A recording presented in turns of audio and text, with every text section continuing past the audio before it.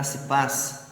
Estamos aqui mais uma vez para o nosso momento de estudo, de edificação, nossa abordagem bíblica que visa o nosso crescimento no conhecimento da verdade de Cristo Jesus. Então, eu peço a sua atenção, paciência, que você possa se valer daquilo que nós abordaremos hoje aqui, baseado no texto bíblico, a carta de Paulo. Nós vamos orar, em seguida leremos o texto e iniciaremos a nossa abordagem, ok? Santo Deus e Pai, agradecemos a Tua misericórdia, graça, bondade e clamamos ao Senhor que venha a nós com Tua boa mão, nos conduzindo à verdade do Evangelho. Que Teu Espírito, ó Deus, nos guie, alimenta-nos, fortaleça-nos, nos incendeie, ó Deus, no sentido de desejarmos e buscarmos com mais dedicação a uma vida cristã autêntica, pura, fiel e santa na Tua presença. Abençoe a Tua igreja, que sejam fortalecidos, que sejam direcionados, encorajados a trilhar o caminho da fé com paciência e também com responsabilidade. Oramos com gratidão em nome de Jesus. Amém. Irmãos, nós vamos ler o texto bíblico que se encontra na carta de Paulo aos Filipenses, no capítulo 2, versículo 3. Filipenses, capítulo 2, versículo 3. O texto diz assim: Nada façais por partidarismo ou vanglória, mas por humildade, considerando cada um os outros superiores a si mesmos. Nada façais por partidarismo ou vanglória, mas por humildade, considerando cada um os outros superiores a si mesmos. Amém.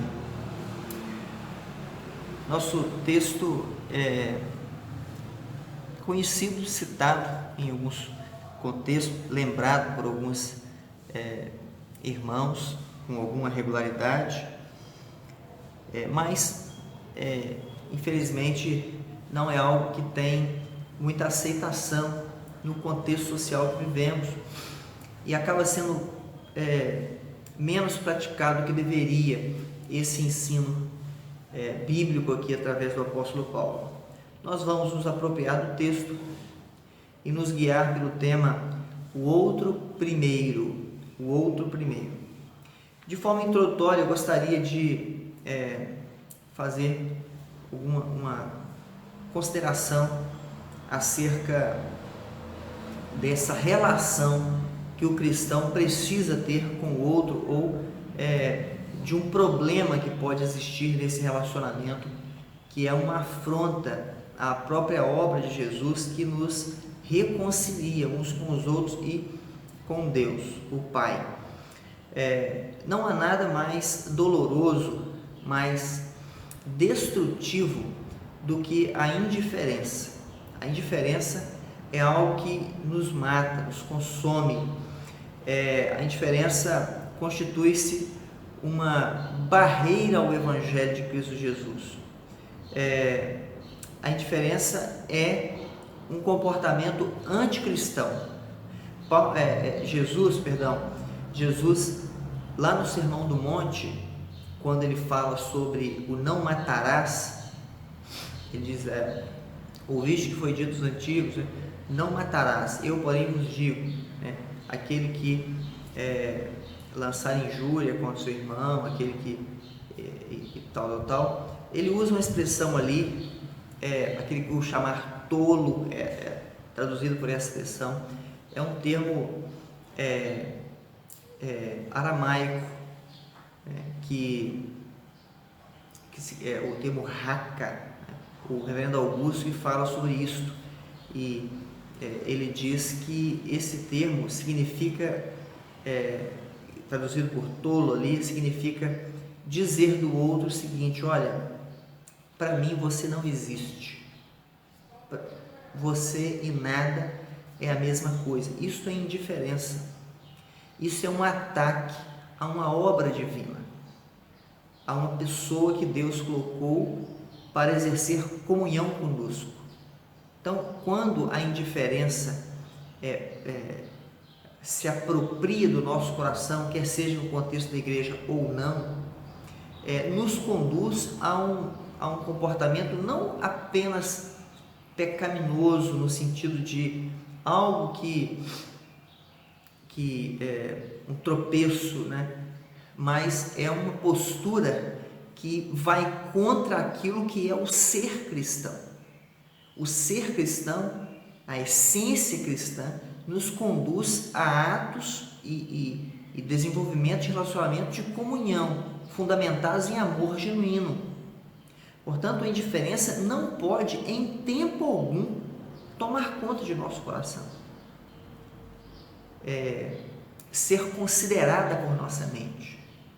Essa postura de eu não tenho nada contra fulano, mas eu não quero relacionamento com ela, né? Ela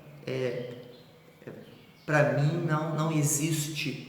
Isto é indiferença, é algo que é uma postura de inimigo da fé cristã e da obra de Cristo na cruz.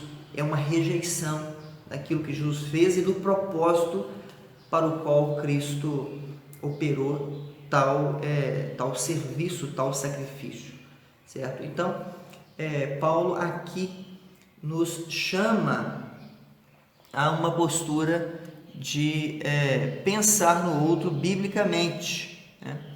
Pensar no outro primeiro, colocar o outro primeiro, uma postura genuinamente cristã. E ele nos ensina então fazendo um alinhamento, né, estando em sintonia com o que diz o apóstolo João na primeira carta, capítulo 3, verso 18, Paulo acaba alinhando com ele, dizendo que este relacionamento, este amor para com o próximo, não pode ser de palavra e de língua, mas de fato e de verdade. Não pode ser demagogo, não pode ser meramente verbal, discursivo.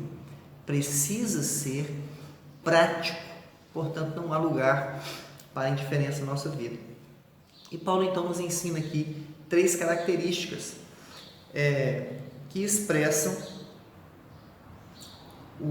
o amor que produz, né, genuína, verdadeira comunhão, né? O amor que produz ou que expressa a verdadeira comunhão estão ancorados em 3 características, conforme escreve Paulo aqui nesse versículo.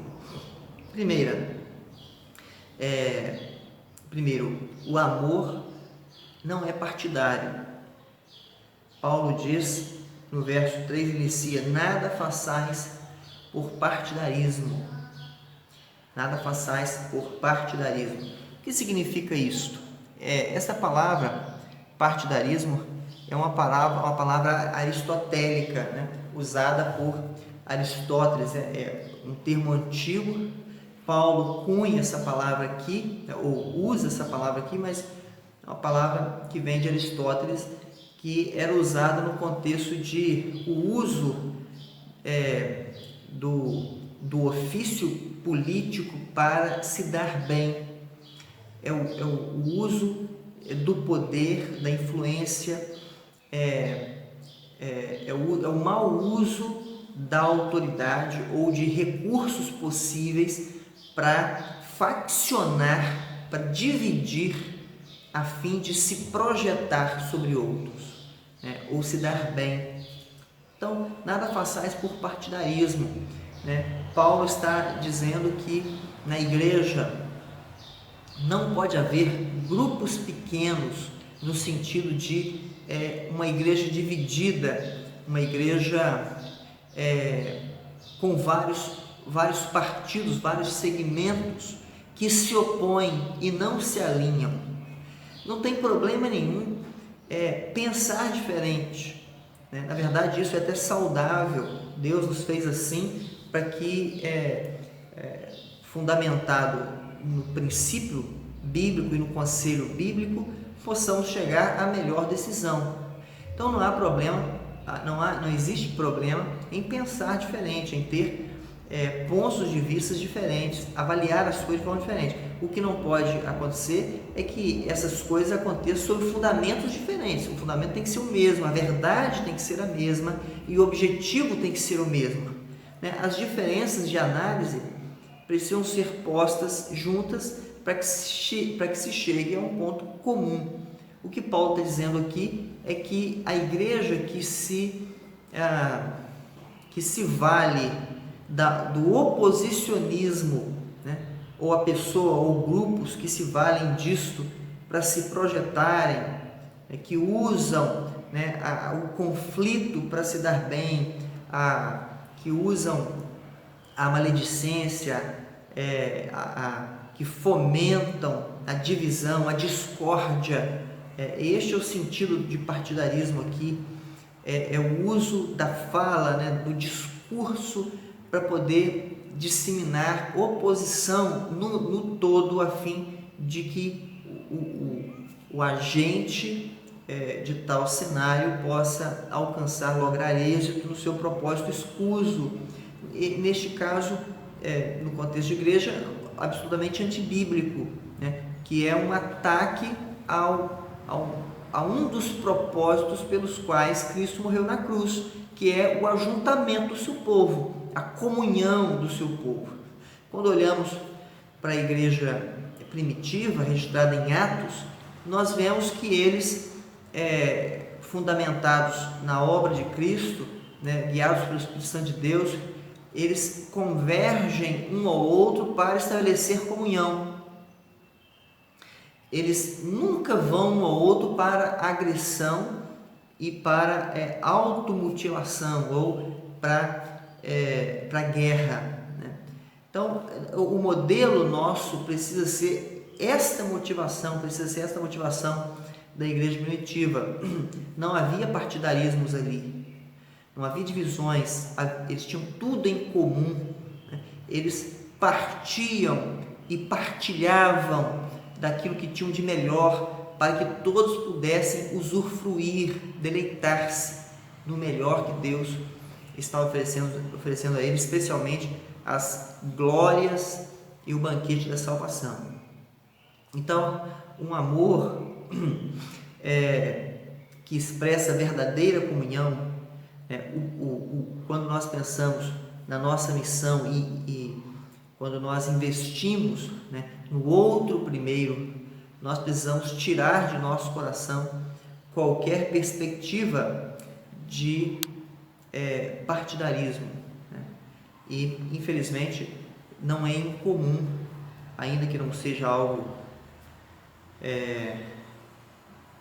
assim, grosseiro, no seio cristão, pelo menos no geral, não é incomum pessoas que se valem do conflito interno para se projetar. E isso é absolutamente mundano e anticristão. Uma segunda característica que Paulo nos aqui acerca do amor que expressa a verdadeira comunhão, debaixo dessa temática do outro primeiro, que este amor não é interesseiro, ele não tem interesse, o seu interesse pessoal não está acima do interesse coletivo, do grupo, do corpo, da família, da fé.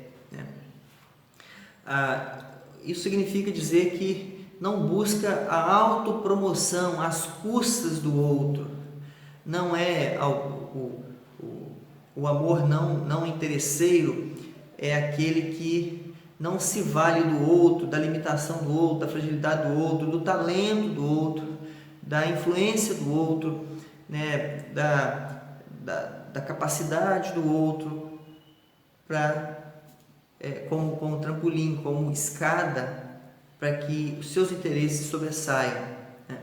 A palavra de Deus é muito clara com relação ao interesse comum, quando quando o próprio apóstolo Paulo fala muito sobre isso, e outras partes da Escritura que não são escritas por ele, também se dirige a essa temática, ao dizer que a igreja, né, é um corpo, né? A igreja é o corpo de Cristo, é a família da fé, é um organismo, e a sua permanência, a sua vitalidade, a continuidade, a sua saúde depende de que cada membro cumpra a sua função em função do outro. Os membros do corpo são responsáveis por fazer com que haja fluidez de vida na igreja, no corpo todo, a fim de que o corpo se mantenha saudável, forte, próspero, frutífero. A cabeça guia e fonte de vida da vitalidade, mas os membros é que fazem com que essa vitalidade se espalhe, se expanda e alcance os lugares mais remotos deste organismo. Então não há lugar para conduta interesseira. Por exemplo, vamos imaginar que o coração, né, obviamente uma hipótese aqui fantasiosa, o coração dissesse assim: eu quero o sangue todo para mim, eu não vou distribuir sangue para ninguém. E aí todo o sangue chegasse, ele segurasse para ele, né? Ele é o Senhor do sangue. O corpo, com certeza, colapsaria, e ele também, porque a igreja é interdependente, né, em si, para que haja vida de forma coerente e saudável. Ou um outro membro do corpo dissesse: não vou fazer com que isso que passa aqui chegue lá, eu quero só para mim isso aqui. Então veja que não há espaço no corpo de Cristo para posições interesseiras. Isto é uma afronta ao propósito de Deus, à obra de Cristo. Isso é uma corrupção, isto é um esfaqueamento do corpo de Cristo, da igreja. Isso é um assalto, é uma afronta, isso é uma postura ímpia. Quando alguém se vale do próximo, do outro, para fins pessoais, sem pensar nas consequências disto, ele está sendo indiferente, ele está agindo contra a obra de Jesus. É alguém que espalha e não ajunta, é alguém que trabalha como inimigo da fé e não como parceiro de Cristo, como cooperador.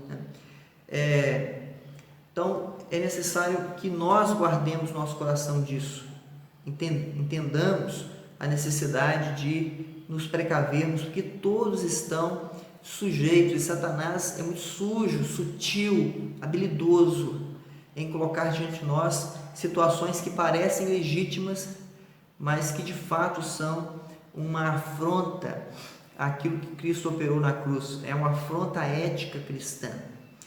E Satanás deixa a situação predisposta. Nós já somos inclinados, ele já predispôs a sociedade para incutir em nós um mantra, né, de que alguma coisinha não tem problema, né, algum atalho não tem problema, não é pecado, ninguém vai saber. E em grande medida cristãos trazem isto para a vida cristã, para a conduta cristã. Quando cristãos, por exemplo, usam de argumento: eu só faço isso de vez em quando, né? No geral, né, eu me porto assim, né? Isso acontece muito esporadicamente na minha vida, não é sempre, então eu não sou refém. É como se a vida cristã tivesse espaço para esse tipo de lacuna, esse tipo de asterisco, né? Esse tipo de feriado na conduta cristã de santidade, ética, comprometimento e fidelidade a Deus. Então, isso está presente, né, o interesse,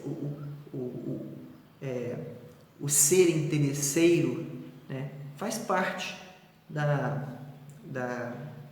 postura, né, da inclinação do coração caído. E nós precisamos ter cuidado disso, guardar nosso coração com relação a essas coisas, a fim de que não venhamos a adoecer a igreja ou sermos fonte de enfermidade espiritual da igreja. Então, o amor genuíno, o amor que expressa a verdadeira comunhão, o amor que demonstra que o outro vem primeiro, o amor bíblico, não é interesseiro, tanto quanto não é partidário. Veja que Paulo usa duas expressões negativas aqui, né? Ele diz que nada façais por partidarismo ou vanglória. Você não pode ser partidário, você não pode ser faccioso, você não pode ser interesseiro, buscar a sua própria glória em detrimento da glória de Cristo, da honra da noiva, ou usando o próximo para tal. Então, são abordagens negativas que Paulo faz, apontamentos, características negativas. E ele termina com uma positiva. Não seja assim, seja desse jeito. Como que deve ser, então, este amor que coloca o outro em primeiro lugar? Que não é partidário, não é interesseiro, vanglorioso, né? Como que deve ser este amor que expressa a verdadeira comunhão, que facilita a comunhão, que promove a comunhão? Como que deve ser? Paulo diz, ele termina o verso dizendo o seguinte: mas por humildade, considerando cada um os outros superiores a si mesmos. Como que o amor deve ser? Humilde. O que é um amor humilde? É alguém que se diz humilde? É alguém que é pobre? Há uma ideia maligna até da concepção de humildade na nossa sociedade, que tem sido transportada para a igreja. A humildade bíblica está relacionada à pobreza, mas é espiritual. O entendimento da nossa pequenez, da nossa limitação. Nós só somos capazes de considerar os outros superiores a nós mesmos, a servir os outros, a estar disposto a abençoar, a sermos fonte de bênção, quando nós entendemos que não somos capazes disso, que somos frágeis, pecadores, miseráveis, inclinados, merecedores da condenação. Quando nós entendemos que o nosso pecado é uma afronta a Deus, que o nosso coração carece da graça de Deus todos os dias. Quando nós entendemos o nosso lugar, a nossa miséria. A humildade é saber quem eu sou frente ao Deus Santo. Então eu me importo como eu devo importar com o servo. Eu sei que não posso empinar o nariz. Eu sei que não posso me vangloriar. Eu sei que não posso usar os meus argumentos intelectuais, as minhas fontes de influência social, o meu poder financeiro, minha condição social, porque isto é nada, é miséria. Se isto for fonte de segurança, isso tão somente fortalece e aumenta a minha miséria. O humilde é aquele que entende que nada possui senão um Deus gracioso e a graça desse Deus. Por isso que, ao desenvolver a comunhão, o relacionamento horizontal, ele entrega para o seu próximo aquilo que recebeu de Deus. Ele oferece ao seu par, ao seu semelhante, ao seu irmão, aquilo que recebeu de Deus em Cristo. Isso é humilde. O humilde é aquele que, ainda que haja diferenças de pensamento e leitura, ele investe no respeito, ele trata com consideração, ele está sempre disposto a abençoar e a ajudar no amadurecimento do próximo, porque isto o fortalece também. Mas não é esta a motivação dele, é no bem do semelhante, é na honra da noiva, no crescimento e fortalecimento da noiva, é na glória do noivo. Ele é humilde, ele não tem interesses acima dos interesses de Cristo para a sua noiva. A noiva, o ambiente da igreja, não é um campo de promoção para ele. Ele sabe o seu lugar, ele está satisfeito com o seu lugar e ele investe naquilo para o qual Deus o chamou como servo que deve ser.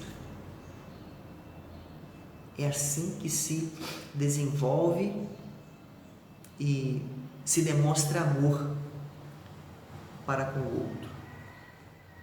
O outro primeiro é prova de amor que testemunha do próprio ato de Cristo, que não pensou em si primeiro.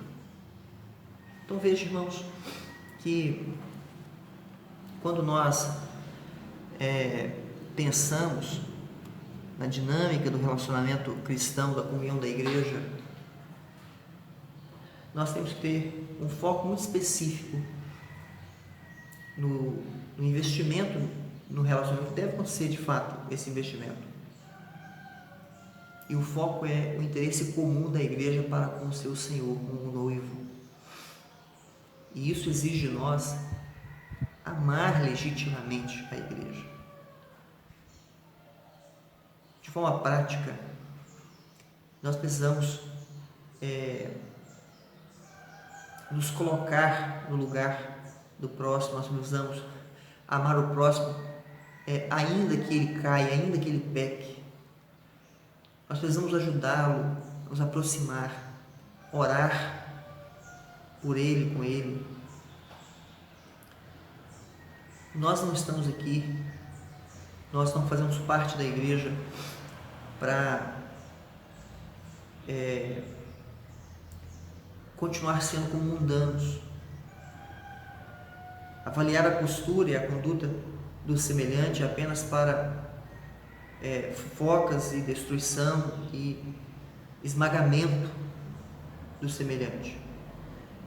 A igreja é formada para que haja amadurecimento mútuo e frutificação mútua, para que haja santidade e crescimento na fé.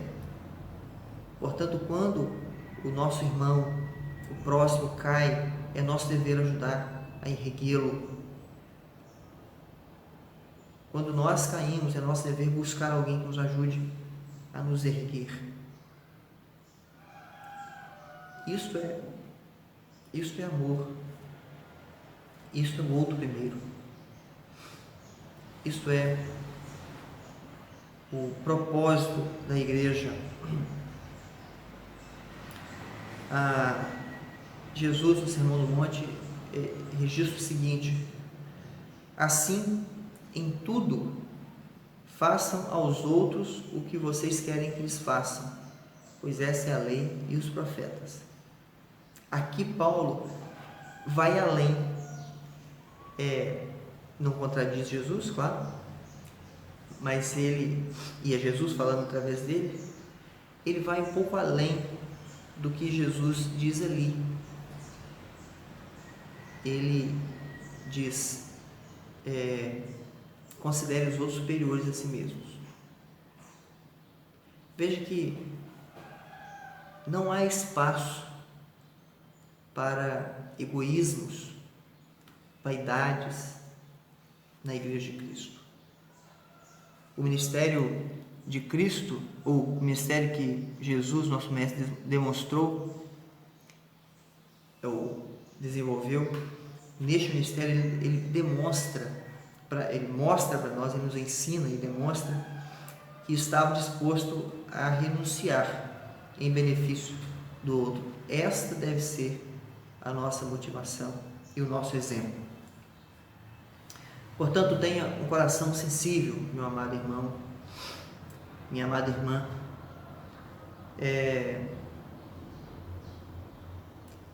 Desenvolva o amor que Cristo desenvolveu. Guarde seu coração de buscar seus próprios interesses. O oposto do amor é o ódio, nós sabemos disso. Mas a aversão ao amor é a indiferença. Não há lugar para isso na igreja. Que Deus o abençoe, fortaleça, o guie e o use em nome de Jesus. Vamos orar? Santo Deus, muito obrigado pela Tua palavra, presença e graça. Nos ajude, Senhor, a amarmos como o Senhor amou, a viver a vida cristã de forma legítima, íntegra e reta, em nome de Jesus. Amém.